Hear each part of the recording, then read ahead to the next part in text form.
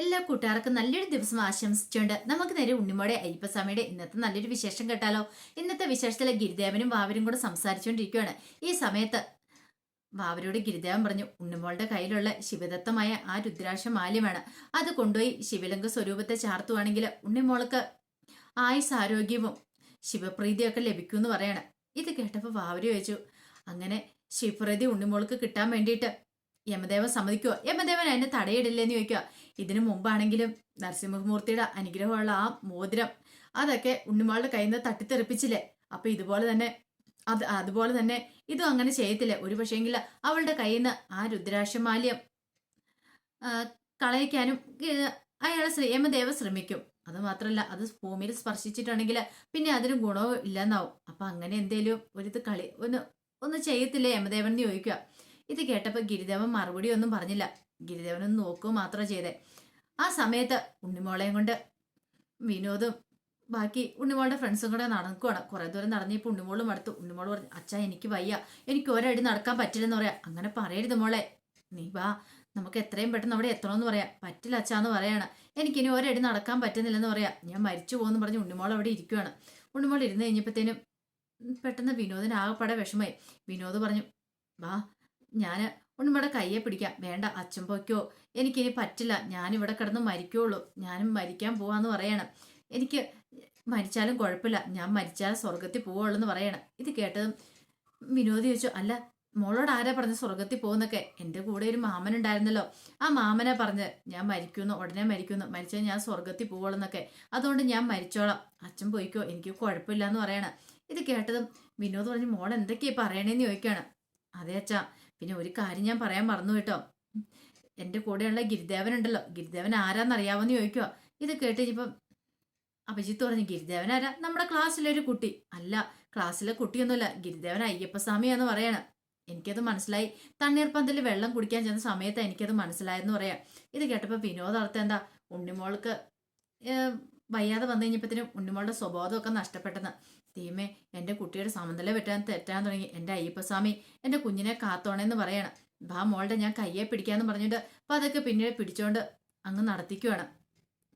ഈ സമയം ഭക്തനും അനസൂയയും തിരുമേനിയും കൂടെ സംസാരിച്ചുകൊണ്ടിരിക്കുകയാണ്. അപ്പൊ അനസൂയ ഇങ്ങനെ വല്ലാത്തൊരവസ്ഥയിൽ ഇരിക്കുകയാണ്. അപ്പോഴേക്കും തിരുമേനി വന്നിട്ട് പറഞ്ഞു, അതെ അനസൂയ എന്താ വീട്ടിലേക്ക് പോകത്തെന്ന് ചോദിക്കുക. ഞാൻ പോകുന്നില്ല തിരുമേനി, ഇന്ന് രാത്രി മൊത്തം ഞാനിവിടെ ഇരിക്കുക. ഞാൻ പറഞ്ഞല്ലോ, ജലപാനം പോലും കുടിക്കാതെ ഞാൻ ഇവിടെ ഇരിക്കുന്നത്, എൻ്റെ മോൾക്ക് വേണ്ടി പ്രാർത്ഥിച്ചുകൊണ്ട്. ഈ സമയം അങ്ങോട്ടേക്ക് വന്ന ഭക്തൻ പറഞ്ഞു, ഇനിയിപ്പോൾ പറഞ്ഞിട്ട് എന്താ, ഉണ്ണിമോൾക്ക് എന്ത് സംഭവിക്കും അറിയത്തില്ല. നാരായണ മഹർഷി പറഞ്ഞ കാര്യങ്ങളൊന്നും ഇന്ന് വരെ തെറ്റിപ്പോയിട്ടില്ലെന്നാ പറയണേ. അങ്ങനെയാണെങ്കിൽ ഉണ്ണിമോൾക്ക് ഇത് ആപത്തിന്റെ സമയമെന്ന് പറയണേ. തിരുമേനി പറഞ്ഞു, ഇന്ന് ഞാൻ നടയടയ്ക്കാതെ ഞാൻ ഇവിടെ തന്നെ ഉണ്ണിമോൾക്ക് വേണ്ടിയിട്ട് പ്രാർത്ഥിച്ചുകൊണ്ടിരിക്കാൻ പോവാ. ഉണ്ണിമോളുടെ ജീവന് ഒരാപത്തും വരത്തില്ലെന്ന് പറഞ്ഞുകൊണ്ട്. കാരണം എനിക്ക് വീട്ടിൽ പോയി സ്വസ്ഥതയോടെ കിടന്ന് ഉറങ്ങാൻ പറ്റില്ല. എൻ്റെ മോളല്ലെങ്കിലും എനിക്ക് അവള് മോളെ പോലെ തന്നെയാന്ന് പറയണം. അങ്ങനെ തിരുമേനി അവിടെ ഇരുന്ന് പ്രാർത്ഥന തുടങ്ങി. ആ സമയം മുത്തശ്ശി ഇങ്ങനെ അവിടെയുള്ള ശിവക്ഷേത്രത്തിലുള്ള തിരുമേനിയുടെ കഥകൾ പറഞ്ഞുകൊണ്ടിരിക്കുകയാണ്. ഗിരിദേവന്റെ കാര്യങ്ങളാണ് പറഞ്ഞുകൊണ്ടിരിക്കുന്നത്. അവന്റെ അച്ഛനെ ഇതുവരെയായിട്ടും കണ്ടിട്ടില്ല, അവന്റെ അച്ഛനെ അമ്മനെ ആരും കണ്ടിട്ടില്ല. അവന്റെ അച്ഛന് ട്രാൻസ്ഫർ ആയി കഴിഞ്ഞപ്പോൾ ഇങ്ങോട്ട് വന്നാന്നൊക്കെ പറയണു. പക്ഷെ ഇതുവരെയുടെ സ്കൂളിൽ വന്നോ ഒന്നും കണ്ടിട്ടില്ല. അവന്റെ വീട് എവിടെയാന്ന് ആർക്കും അറിയത്തില്ല.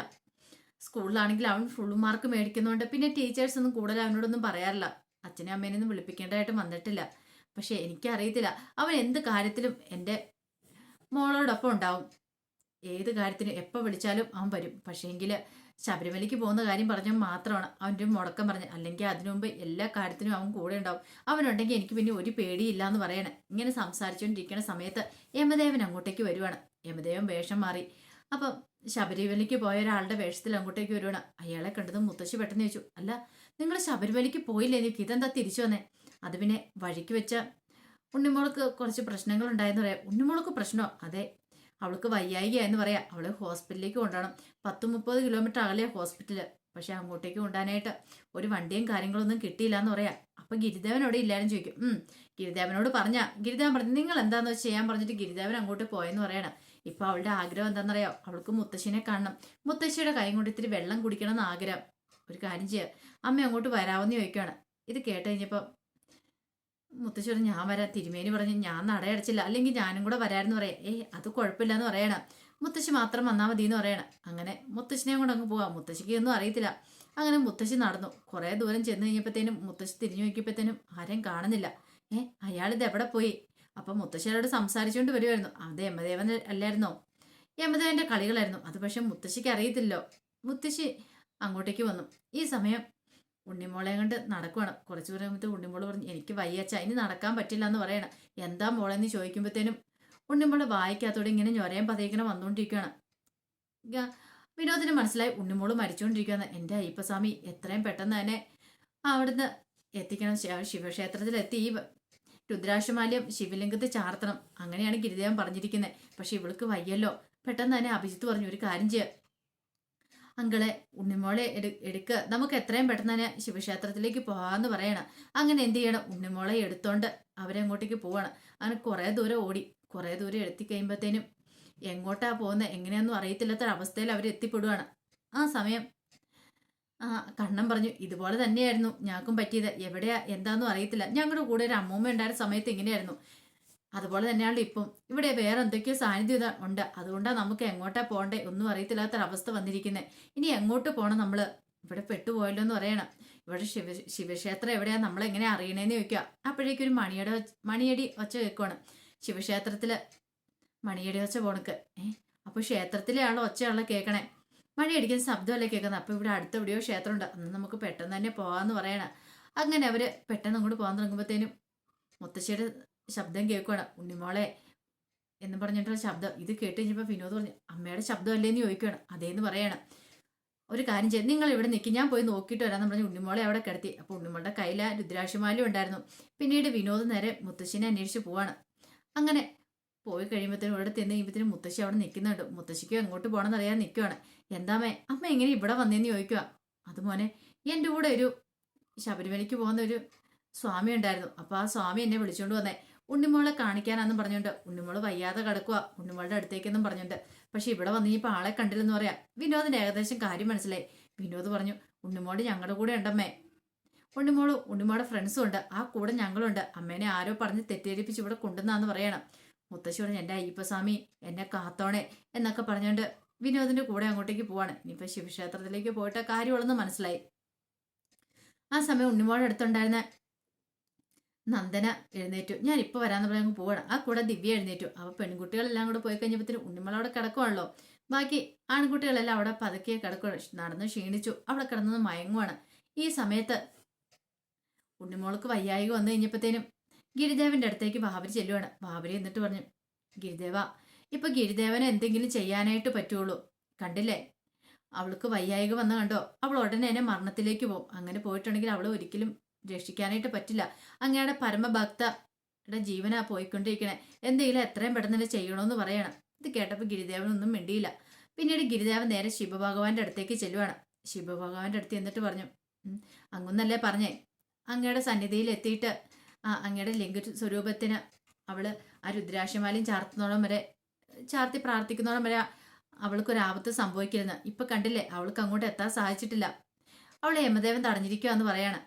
അതുകൊണ്ട് അങ്ങൊന്നൊരു കാര്യം ചെയ്യണമെന്ന് പറയാ. ഇത് കേട്ട് കഴിഞ്ഞപ്പം ശിവഭഗവാൻ പറഞ്ഞു, കുമാരൻ ഒരിക്കലും യമദേവന്റെ കർമ്മത്തിന് വിഘ്നമായിട്ട് ഭവിക്കരുതെന്ന് പറയാം. ഇല്ല, ഒരിക്കലും ഞാൻ പിതാവിനെ ഞാൻ ആജ്ഞ ലംഘിക്കില്ലെന്ന് പിതാവിനെ അറിയാലോ. അതുകൊണ്ട് ഒരിക്കലും ഞാൻ അങ്ങനെ ചെയ്യത്തില്ല എന്ന് പറയാണ്. പക്ഷേ എങ്കിലൊരു കാര്യമുണ്ട്. അവളുടെ ആഗ്രഹം എന്ന് പറഞ്ഞാൽ അങ്ങ് എനിക്ക് വാക്ക് തന്നാണ് ആ ശിവലിംഗ സ്വരൂപത്തിൽ കൊണ്ടുപോയി മാല ചാർത്താനായിട്ട് അവളെ അനുവദിക്കുന്നു. അപ്പൊ അതിനെങ്കിലുള്ള അനുമതി തരണമെന്ന് പറയാം. കാരണം അവൾ മരിച്ചുകൊണ്ടിരിക്കും, അവൾക്ക് ബോധമില്ലാത്ത അവസ്ഥയിൽ കൂടെ കടന്നു പോയിക്കൊണ്ടിരിക്കണം എന്ന് പറയാം. ഇത് കേട്ട് കഴിഞ്ഞപ്പം ശിവഭഗവാൻ പറഞ്ഞു, അതെ, യമദേവന്റെ കർമ്മത്തിന് വിഘ്നങ്ങൾ വരുത്താതെ അവളെ എൻ്റെ സന്നിധിയിലേക്ക് എത്തിച്ചോളാൻ പറയാണ്. ഇത് കേട്ടതും അയ്യപ്പസ്വാമിക്ക് സന്തോഷമായി. അയ്യപ്പസ്വാമി ആഗ്രഹിച്ചു അത് തന്നെയായിരുന്നു. പിന്നീട് അയ്യപ്പസ്വാമി നേരെ ഉണ്ണിമോളുടെ അടുത്തേക്ക് വരുവാണ്. അപ്പോൾ ഈ സമയം ഉണ്ണിമോൾ ഇങ്ങനെ മയങ്ങി കിടക്കുക. അപ്പോൾ കൂടെയുള്ള ആൺകുട്ടികളും അവന്മാരും ഇങ്ങനെ ഒന്ന് മയങ്ങുമായിരുന്നു. അപ്പോഴേക്കും ഉണ്ണിമോള് പെട്ടെന്ന് കണ്ണു തുറന്ന് ചുറ്റും നോക്കി കഴിഞ്ഞപ്പോഴത്തേനും തൻ്റെ മുന്നിലെ ഗിരിദേവൻ നിൽക്കുന്നു. പുലിപ്പുറത്ത് അയ്യപ്പസ്വാമിയായിട്ട് നിൽക്കുന്നു. പിന്നെ ഉണ്ണിമോളൊന്നും നോക്കിയില്ല. ഉണ്ണിമോള് ചാടി എഴുന്നേറ്റു. ആ കിടന്ന കിടപ്പ് ചാടി എഴുന്നേറ്റ് അയ്യപ്പസ്വാമിനെ പിന്തുടരുവാണ്. അപ്പോൾ പുലിപ്പുറത്ത് കയറിയ അയ്യപ്പസ്വാമി അവൾക്ക് വഴികാട്ടിയായിട്ട് മുന്നേ പോന്നു. ആ പുറകെ തന്നെ ഉണ്ണിമോള് പോന്നു. കുറേ ദൂരം കൊണ്ട് നടന്നു വന്നു കഴിഞ്ഞപ്പോഴത്തേനും പെട്ടെന്ന് ആ പുലിപ്പുറത്തേറിയ അയ്യപ്പസ്വാമി അപ്രത്യക്ഷമായി. ആ സ്ഥാനത്ത് ഗിരിദേവൻ നിൽക്കുന്നു. ഗിരിദേവനെ കണ്ടതും ഉണ്ണിമോള് വെച്ച്, ഗിരിദേവ, ഞാൻ ഒട്ടും പ്രതീക്ഷിച്ചില്ല കേട്ടോ. ഇത്രയും കാലം എൻ്റെ കൂടെ ഉണ്ടായിരുന്ന ഗിരിദേവൻ അയ്യപ്പസ്വാമിയാണെന്ന് എനിക്ക് അറിയില്ലായിരുന്നു കേട്ടോ. എന്നിട്ട് എന്തുകൊണ്ട് എന്നോട് ഇതൊക്കെ മറച്ചു വെച്ചേ? ഞാൻ എൻ്റെ ചെറുപ്പത്തിലോട്ട് പ്രാർത്ഥിക്കുമായിരുന്നു, എനിക്ക് അയ്യപ്പസ്വാമീനെ കാണണം. എൻ്റെ കുഞ്ഞുനാളിലെ മുതൽ അങ്ങനെയായിരുന്നു. എപ്പോഴും ഞാൻ പ്രാർത്ഥിച്ചിരുന്നു, അയ്യപ്പസ്വാമിയോട് ഞാൻ പ്രാർത്ഥിച്ചുകൊണ്ടിരുന്നത്. എന്തെങ്കിലും ഒരിക്കൽ എൻ്റെ ജീവിതത്തിൽ എനിക്ക് കാണാൻ പറ്റുമെന്ന് ഞാൻ പ്രതീക്ഷിച്ചിരുന്നു. അങ്ങനെ അവസാനം എൻ്റെ ആഗ്രഹങ്ങളൊക്കെ നടന്നു ഗിരിദേവ എന്നൊക്കെ പറയുവാണ്. ഗിരിദേവനെ അറിയാലോ, ഞാൻ ചെറുപ്പത്തിലെ എത്രമാത്രം കഷ്ടതകളൊക്കെ അനുഭവിച്ചിട്ടുണ്ടെന്ന്. ഒത്തിരിയധികം കഷ്ടതകളും വേദനകളും വിഷമങ്ങളും ഒക്കെ അനുഭവിച്ചിട്ടുണ്ടെന്ന് പറയാണ്. ഇങ്ങനെ ഉണ്ണിമോൾ തന്റെ വിഷമങ്ങളും വേദനകളും ഒക്കെ പറഞ്ഞുകൊണ്ടിരിക്കുന്ന സമയത്ത് ഗിരിദേവൻ മാനത്തേക്ക് നോക്കുകയാണ്. അവിടെ ഒരു ശുഭനക്ഷത്രം ഇങ്ങനെ ഉദിച്ചു വരുന്നുണ്ട്. പക്ഷെ അപ്പോഴേക്ക് യമദേവൻ അങ്ങോട്ടേക്ക് വന്നു. യമദേവൻ ഇങ്ങനെ ഉണ്ണിമോളെ നോക്കുകയാണ്. ഉണ്ണിമോൾ ആ സമയത്തിന് ഉണ്ണിമോളുടെ കണ്ണൊക്കെ താനെ അടഞ്ഞു പോവാണ്. ശുഭനക്ഷത്രം ഫുള്ള് ഉദിച്ചു പൊങ്ങിയാലോ, ഉദിച്ചുയർന്ന നല്ല ശോഭയോടുകൂടി നിന്നാൽ മാത്രമേ ഉണ്ണിമോളുടെ ജീവൻ തിരികെ കിട്ടുള്ളൂ. പക്ഷെ അത്ര സമയം ഉണ്ണിമോൾക്ക് പ്രാണൻ ഉണ്ടായിരിക്കണം. പക്ഷെ ഉണ്ണിമോള് മരണപ്രാളം കാണിച്ചുകൊണ്ടിരിക്കണം, മരണത്തിലേക്ക് പോയിക്കൊണ്ടിരിക്കുകയാണ്. അപ്പം ഈ വിശേഷങ്ങളൊക്കെയാണ് കണ്ടത്. ഇതിന്റെ ബാക്കി വിശേഷങ്ങളൊരു നാളെ വരാട്ടോ. ഇനിയിപ്പോൾ ഈ ആഴ്ച കൊണ്ടാണോ തീരുന്ന, അടുത്ത ആഴ്ച കൊണ്ടാണോ തീരുന്ന നടത്തില്ല. ശുഭനക്ഷത്രം ഉദിച്ചു പൊങ്ങിക്കഴിഞ്ഞു. അപ്പോൾ ഉറപ്പായിട്ട് ഉണ്ണിമോളുടെ ജീവിതത്തിലേക്ക് മടങ്ങി വരിക തന്നെ ചെയ്യും. അപ്പോൾ അതിന്റെ വിശേഷങ്ങളൊക്കെ നമുക്ക് എല്ലാവർക്കും കാത്തിരിക്കാം കേട്ടോ. ഒരിക്കൽ കൂടി എല്ലാവർക്കും നല്ലൊരു ദിവസം ആശംസിച്ചു നിർത്തുന്നു. നന്ദി.